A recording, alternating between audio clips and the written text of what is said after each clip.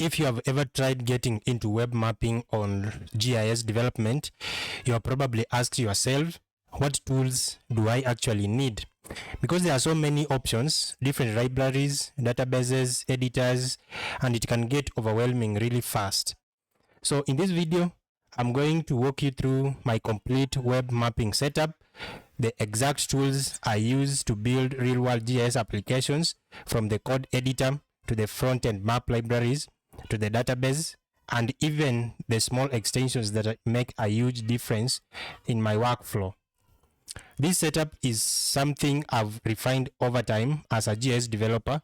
It is not just about tools, it's about how everything connects into one smooth workflow.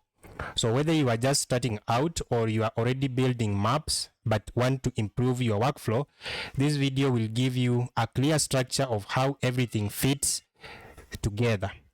And by the end of this video, you will understand not just what tools to use, but why they matter and how they work all together. Let's start with the foundation of developing the code editor. I use Visual Studio Code, and honestly, this is one of the most important tools in my workflow. It's lightweight, fast, and highly customizable. What really makes VS Code powerful is not just the editor itself, but the extensions that you can install to enhance your productivity. One of the main extensions I use is Prettier. This automatically formats my code, and so I don't have to worry about indentation, spacing, or code style. It keeps everything clean and consistent. Another one is React Redux snippets. This is especially useful when working with React because it allows me to quickly generate components and boilerplate code, saving a lot of time. I also use Live Server, which lets me instantly preview my project in the browser whenever I made changes. This is extremely useful when I'm working on static pages or testing UI quickly. And finally, one of my favorite extensions is Git Graph. This gives me a visual representation of my commits and branches, which makes it easier to understand the history of my project. The key thing here is not just having tools, but choosing tools that reduce friction in your workflow. The less time you spend fighting your tools, the more time you spend actually building. Now let's move to the front end. This is where the actual map comes to life. For this, I use Leaflet, which is a very popular JavaScript library for building interactive maps. It is simple, flexible, and perfect for most web mapping applications. If you are working with React like I do, then you can use React Leaflet, which basically wraps Leaflet into React components. This makes it much easier to manage your map within a React application. For example, instead of manually manipulating the map, you can define components like map container, tile, and markers, and React handles the rendering for you. This makes your code cleaner and easier to maintain, especially as your application grows. One important thing to understand is that Leaflet handles the visualization, but it doesn't store your data. That is where the backend and database comes in, which we will look at next. Now, this is where things get really powerful, the database. For storing and managing geospatial data, I use PostgreSQL with the PostGIS extension.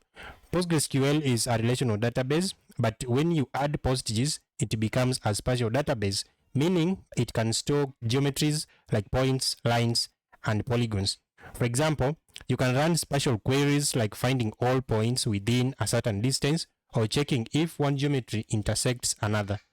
This is something you simply cannot do efficiently with a regular database. If you are serious about GIS development, learning PostGIS is a game changer.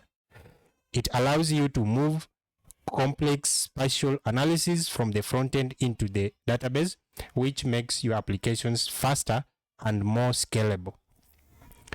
To manage my code, I use Git for version control and GitHub for hosting my repositories. This allows me to track every change I made, experiment safely, and collaborate with others if needed. Instead of worrying about breaking things, I can always go back to a previous version of my code. Finally, let's talk about browser tools. which are often overlooked but extremely important. I mainly use Google Chrome. I also, along with a few extensions that improve my workflow.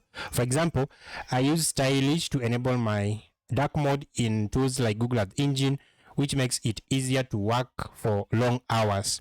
I also use mobile simulators to test how my web map looks on different screen sizes, which is very important for responsive design. So when you combine everything, my workflow looks like this. I store spatial data in PostGIS, query it using SQL, then bring that data into my front-end application built with React and Leaflet, and manage everything using VS Code and Git. This creates a complete pipeline from data storage to processing to visualization. So if you are getting into web mapping or GIS development, this stack will give you a solid foundation to start building real-world applications. Let me know in the comments what tools you are currently using and if there is anything you would like me to cover next.